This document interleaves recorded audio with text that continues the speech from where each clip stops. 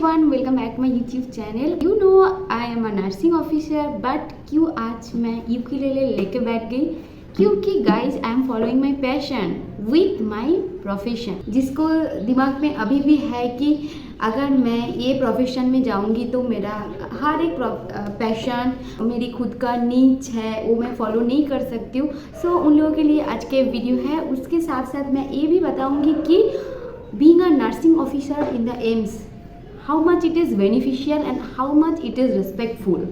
तो ये सब जानने के लिए आपको तो वीडियो का एंड तक देखना ही पड़ेगा। सो बेसिकली इसको अभी साइड में रख देती हूँ, इसके लिए बाद में मैं डिस्कस करूँगी। So basically you know I'm a nursing officer and currently working in the AIIMS, which is the top most hierarchy of the health। AIIMS तो पूरा टॉप में ही आता है इंडिया का। सो उसमें जो बेनिफिट्स, हर एक इंस्टीट्यूट का कुछ प्रोस होता है एंड कॉन्स भी होता है। सो इसके लिए पहले हम लोग को इतना किसी भी प्रोफेशन का, किसी के इंस्टीट्यूट का पहले नेगेटिव नहीं सोचना चाहिए। पहले सब कुछ पॉजिटिवली देखो, एंड जो भी नेगेटिव है उसमें भी आपका दिखने का तरीका अगर पॉजिटिव हो, उसमें भी थोड़ा बहुत पॉजिटिव भी आएगा। नेगेटिव में भी आप लोग पॉजिटिव देख पाओगे। पहले आते हैं सैलरी के बारे में। ये बेनिफिट्स में तो ये अच्छा एक पॉइंट है। सो इससे अच्छा तो कुछ मोटिवेशन नहीं हो सकता है, इससे अच्छा बेनिफिशियल अभी का टाइम में तो कुछ नहीं हो सकता है, क्योंकि मनी इज़ एवरीथिंग। ये तो आपको समझना चाहिए। जिन लोग सोचते हैं मनी कुछ नहीं होता है, मनी से सब कुछ नहीं होता है, मनी से बहुत कुछ होता है, मनी से ही सब कुछ होता है। अगर पैसा होगा तो आप सब कुछ कर सकते हो। एक सेंट्रल गवर्नमेंट का जॉब है, सो स्टेट्स का ज़्यादा डबल सैलरी इधर मिलता है। और मैं 24 साल का हूँ, तो अगर मेरे पास 1 लाख जैसा सैलरी आएगा तो ये बहुत ही है। ये ठीक है for maintaining the whole life also. अगर कुछ इंक्रीमेंट ना मिले तो ये भी ठीक है। यही अगर स्टेबल रहेगा तो फिर भी ठीक है, क्योंकि इसमें आप सब कुछ कर सकते हो।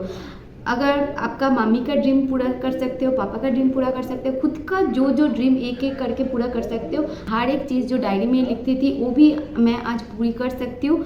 और जो विश लिस्ट में जो रखती थी, कभी कभी रात को 2 बजे 3 बजे देखती थी, वो भी पूरा कर सकती हूँ। सो और क्या चाहिए ज़िंदगी में? So money is very much important. ये गया आपका सैलरी तो आपको पता है कितना मिलता है। उसके बाद आता है रिस्पेक्ट। मनी के साथ अगर रिस्पेक्ट भी मिलेगा तो और क्या चाहिए?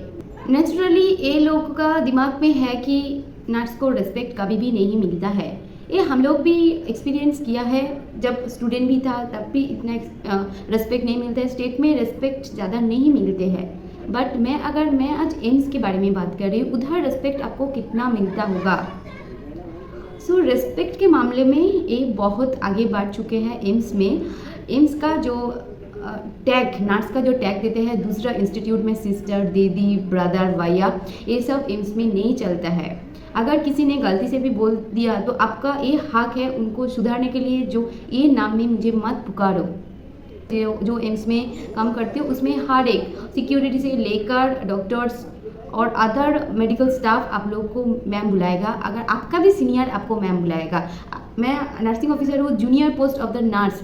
सो उसके ऊपर senior nursing officer, ANS, DNS, NS तक है, तो सबको मैम सर ऐसे करके बुलाता है। ये बहुत रिस्पेक्टफुल है, ऐसे नहीं है। और दूसरा प्रोफेशन का जो भी है, एडमिनिस्ट्रेटिव जो डिपार्टमेंट में काम करता है, IT सेल में है, अकाउंट सेक्शन में है, सब लोग आपको मैम करके ही बुलाएगा। सो इट्स गुड, तो ये रिस्पेक्टफुल है। और भी एक चीज़ है, अगर आप सबको रिस्पेक्ट दोगे तो आपको भी रिस्पेक्ट मिलेगा। आप ये तो क्या, आप जिन लोगों के साथ काम करते हैं उन लोगों का, बट आप जिसके लिए काम करते हो, like the patient and patient relative, जो लोग, उनसे कैसे रिस्पेक्ट मिलता है, इसमें भी आपका काम ही आपको रिस्पेक्ट देगा। ऐसे आपका अगर बिहेवियर अच्छा हो, आपका डिलीवरी ऑफ द केयर अगर अच्छा हो, तो आपका रिस्पेक्ट आप खुद ही अर्न करोगे। इसमें भी ये आपको खुद अर्न करना पड़ेगा। वो लोग आपको मैम सर बुलाएगा, बट उसके बाद भी रिस्पेक्ट बहुत सारे तरीके से आता है, not only from the ma'am और सर। सो उससे और ज़्यादा अगर आपको रिस्पेक्ट चाहिए तो आपको उसके ऊपर काम करना पड़ेगा to gain that much respect from others.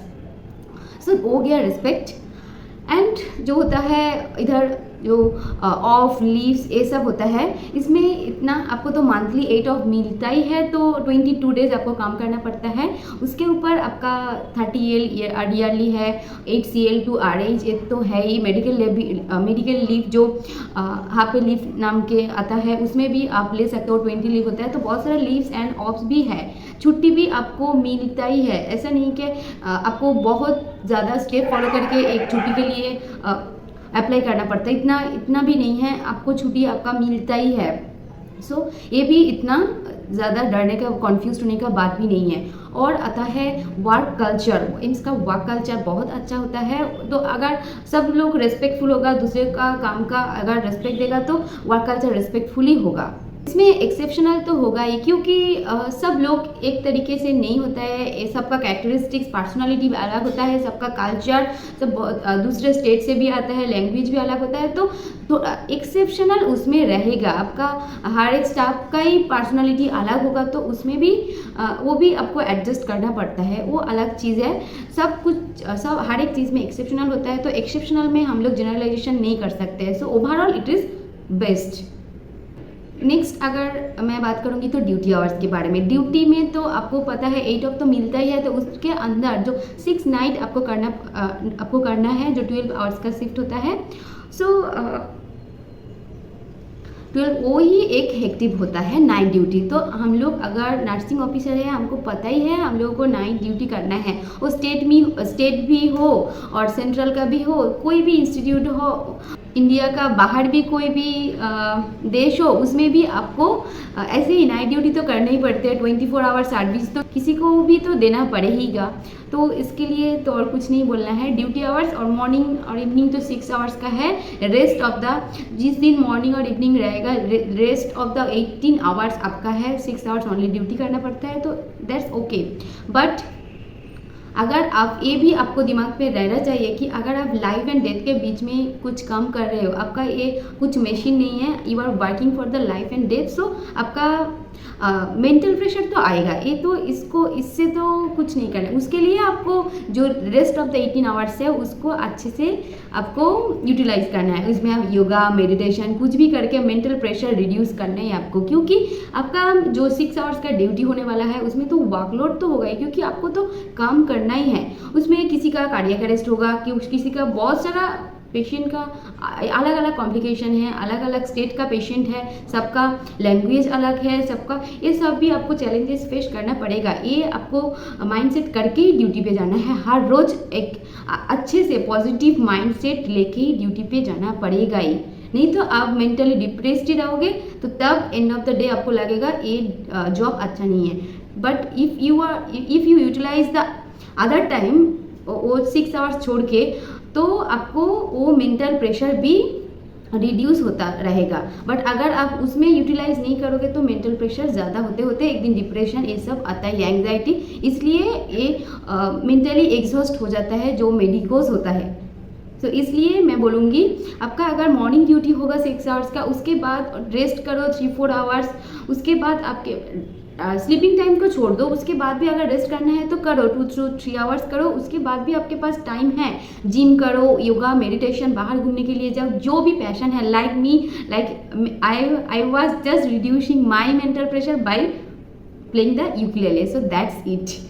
यही था तो यूकेलेले, और मैं अभी तो यूकेलेले था, अभी मैं वीडियोज़ बना रही हूँ, तो आपके लिए ये भी मेरा मेंटल प्रेशर रिड्यूस करने का भी एक तरीका है। मैं स्टोरीज लिखती हूँ, तो वो भी मेरा और एक तरीका है। तो अगर आप प्रोफेशन के साथ पैशन भी फॉलो करोगे ना, आपका मेंटल प्रेशर जो एक्सहॉशन जो होता है मेंटल का, सो वो आपका रिड्यूस होंगे ही। इसके लिए और दूसरा कुछ स्टेप नहीं है।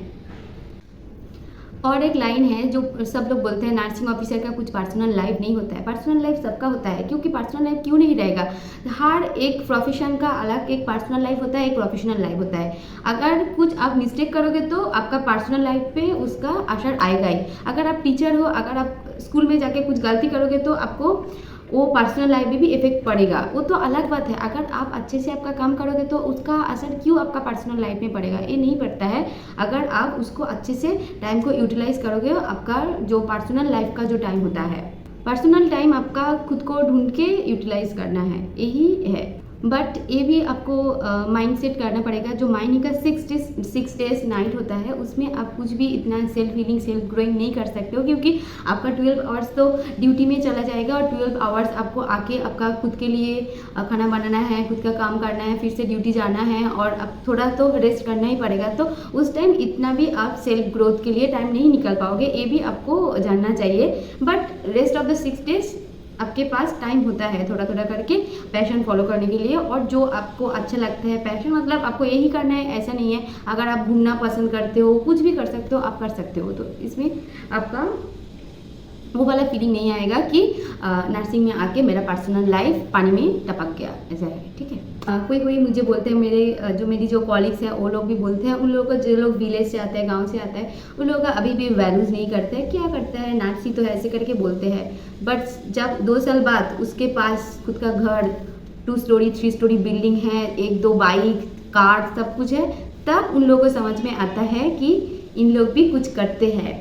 तो जो सोसाइटी है उनके बारे में मत सोचो, वो ऐसे ही पूरा ज़िंदगी भर ही सोचेगा, क्योंकि उसके पास वही सोचने का ही टाइम है और कुछ करने का टाइम नहीं होता है। सो उन लोगों को भी अब इतना भाव नहीं देना है। और एक चीज़ है, सब लोग बोलते हैं नर्स लोग करते क्या है ड्यूटी पे, करते क्या है मतलब सब कुछ ही तो करते हैं। डॉक्यूमेंटेशन से लेकर पूरा डिलीवरी ऑफ केयर तो नर्स ही करते हैं। अगर पेशेंट को कोई पेशेंट क्रैश होगा तो पेशेंट का जो इनिशिएटिव तो सीपीआर कौन देता है, एट्रोपिन एड्रेनालिन कौन देता है, सक्शन कौन करता है, कैनुलेशन कौन करता है, ये आपको अगर आप करोगे तो आपको पता ही चलेगा सब कुछ तुम ही करते हो। तो जो लोग बोलते हैं नर्स क्या करते हैं, तो आंसर आपके पास है। अगर आप नर्स हो, नर्सिंग ऑफिसर हो, तो आपके पास आंसर है आप क्या करते हो। तो किसी को इसके लिए आंसर देने का ज़रूरत नहीं होता है, क्योंकि पेशेंट क्रैश होने में पूरा क्रैश कैट का हर एक कंपार्टमेंट में क्या क्या होता है आप ही निकाल के आप ही एडमिनिस्टर करते हो, आप ही सब कुछ करते हो उस टाइम में। ठीक है, तो इतना अगर पेशेंट का ईटी भी लगता है तो आपका भी ओईटी का साइज आपको भी पता होता है। सिर्फ जो इंसर्ट करते हैं उनके पास, वो सिर्फ उनके पास नॉलेज नहीं होता है, आपके पास भी होता है। तो बहुत सारा अच्छा वाला चीज़ बोल दिया है, बेनिफिट्स तो सब कुछ है, बट कुछ रूल्स एंड रेगुलेशन है जो अच्छा नहीं है। फर्स्ट मैं बात करूँगी 80-20 जो रेशियो है उसके बारे में। ये हटना चाहिए, ये एम्स का अच्छा नहीं है, क्योंकि क्यों कुछ जेंडर डिस्क्रिमिनेशन करना है। मैं ये भी नहीं बोलूँगी 50-50 सीट रिजर्व करके रखो, मैं ऑलवेज मेरिट के ऊपर बात करती हूँ। मैं हर एक रिजर्वेशन का मुझे पसंद नहीं है। सो वो जेंडर हो और कैटेगरी का हो, ये नहीं करना चाहिए। सब कुछ मेरिट के ऊपर होना चाहिए। 3000 सीट निकल रहे हो, जिसका मेरिट है उसको दो। ऐसा नहीं है, मैं नहीं बोलूँगी 50 रखो लड़के के लिए 50 रखो लड़की के लिए, ऐसा नहीं करना है। 80-20 भी नहीं रखना है। मेरिट के ऊपर सब कुछ छोड़ दो, जिसका रैंक आगे आएगा उसका सिलेक्शन हो जाने दो। So that's it. ऐसे करने से भी क्या दिक्कत होता है पता नहीं। और 80-20 भी हटना चाहिए, सब कुछ वो जो डिस्क्रिमिनेशन हटना चाहिए। ये एक बहुत, ये तो बिल्कुल ठीक नहीं है।